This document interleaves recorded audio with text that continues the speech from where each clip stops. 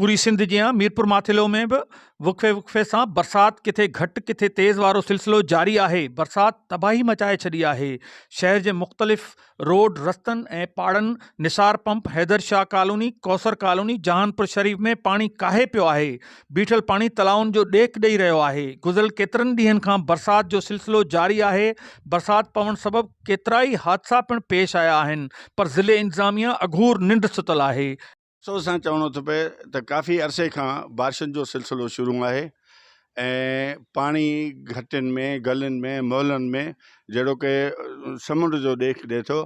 पर बदकिस्मती आहे त असांजे इलाइक़े जा सियासतदान MNA MPA जहिड़ो कि आहिनि न, ऐं किथे बि उन्हनि जो किथे बि असां न ॾिठो आहे त किथे ग़रीबनि सां वञी हमदर्दी कनि या उन्हनि जा मसाइल या उन्हनि जूं जेके परेशानियूं बारिशनि जे हवाले सां जेके नुक़सान थिया आहिनि उन्हनि जो को उन्हनि खे आथत ॾियनि। ही कुदरती आफ़त आहे बरसाति जी।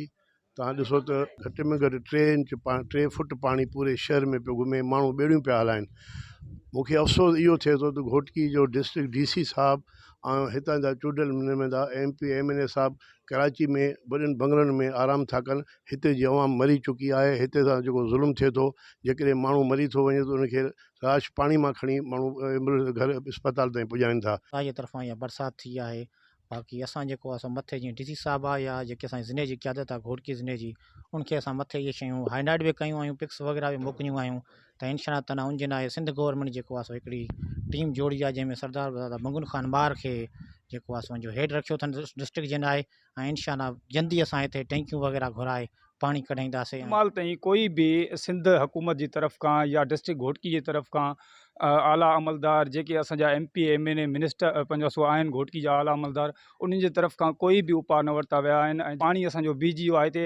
हिते वॾे में वॾो जेको प्रॉब्लम आहे असांजो ड्रेनेज प्रॉब्लम आहे, जंहिंजे करे ड्रेनेज न हुजण जे करे हीअ तव्हां ॾिसो था पिया ही असांजी माण्हुनि जा घर किरी पिया आहिनि ऐं गैस्ट्रो जी बीमारी वधी वई आहे। इन पाणी जे करे पंहिंजो सो गैस्ट्रो वधी वई आहे। म्यूनिसिपल इंतज़ामिया जी बेध्यानी सबबि हिनमहिल ताईं रोड रस्तनि घिटियुनि मां बीठल पाणी निकाल नाहे कराए सघी।